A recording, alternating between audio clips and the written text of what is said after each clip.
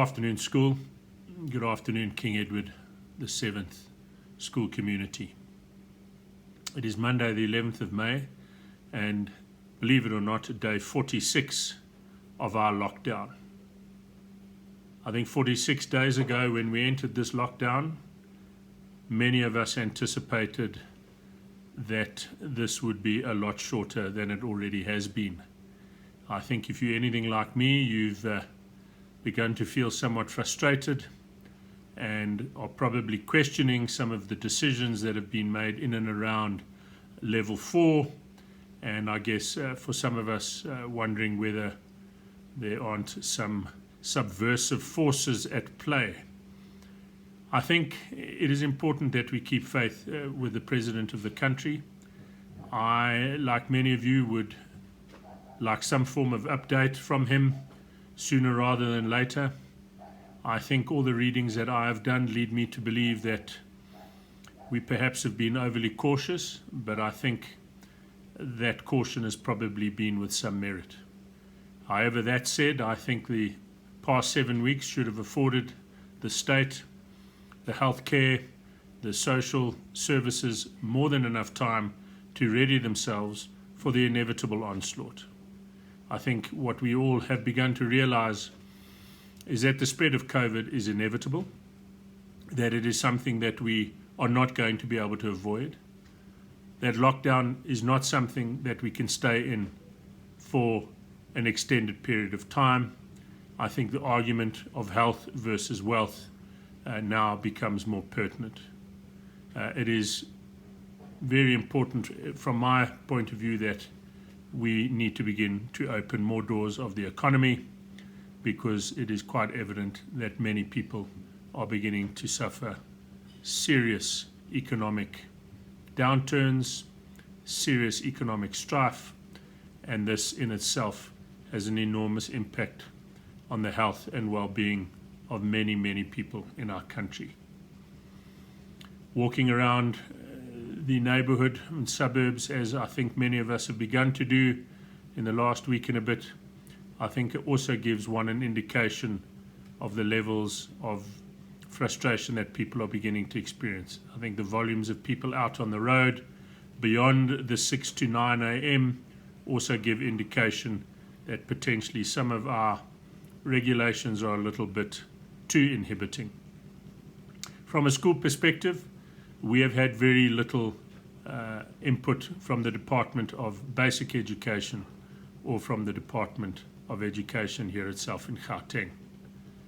I think we all wait with bated breath for Mrs. Motsheka's pronouncements and some definity on dates. I think sadly for many schools, there are a number of existing socio-political issues that now seem to be hindering the reopening of our schools. There's lots of medical evidence that would suggest that young people are well placed to go back to school. There is increasing evidence to suggest that if we put 4 basic principles in place, the risk at school will be very low. I think most importantly, we all need to understand that we can't eliminate all risk. We cannot live in isolation. That is impossible, and therefore we need to open the doors, and with that comes an element of risk. So the 4 principles that I think we all need to follow is that the sanitization and or washing of your hands is hugely important.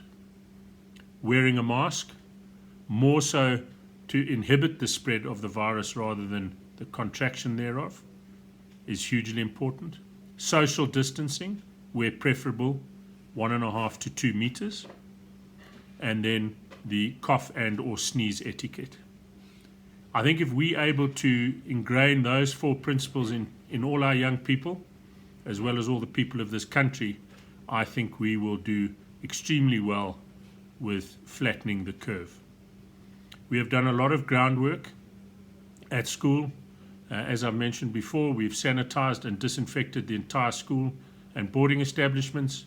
We have put control mechanisms in already at the front gate with infrared thermometers and a controlled access to the school.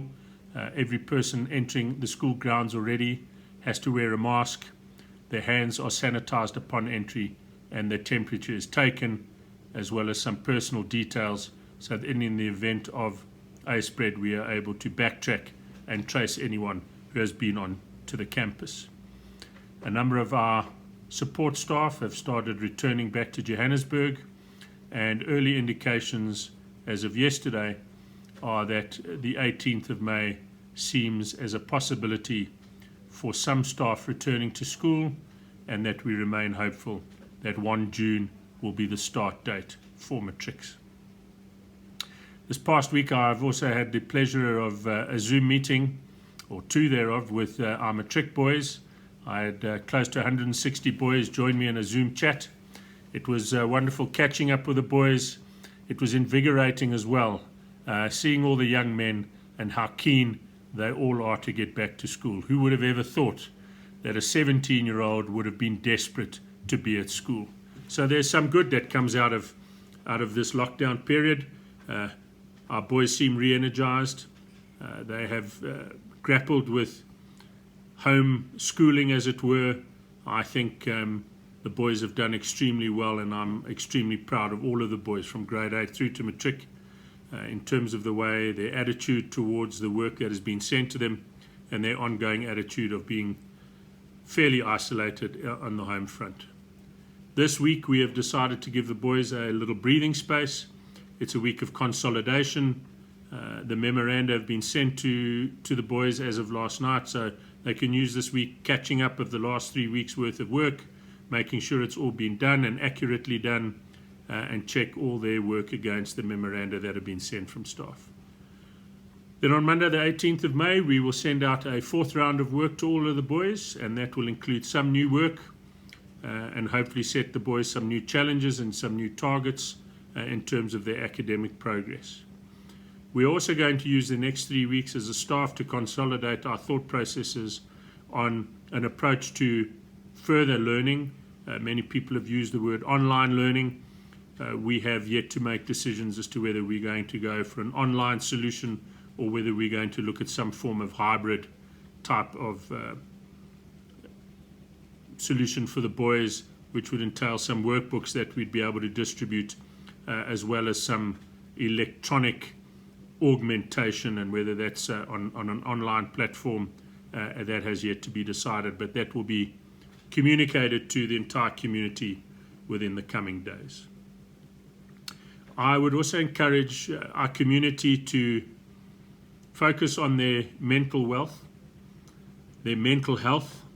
In other words, it's more important at the moment to focus on your own well-being and to look at ways of getting through this time together as a collective, as a family.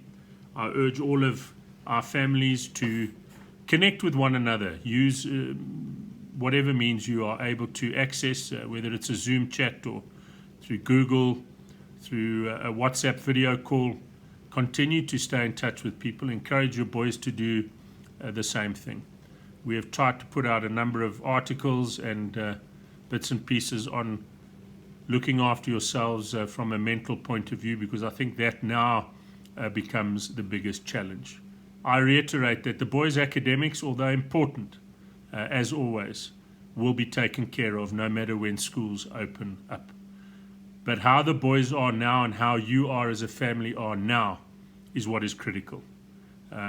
We haven't got time in months ahead to rectify that. That needs to be looked at now. So once again, I urge any families who find themselves in a position where they're really struggling, pick up the phone, drop me an email or drop one of the staff an email, and let's start a conversation and let's see where we can help each other get through this time.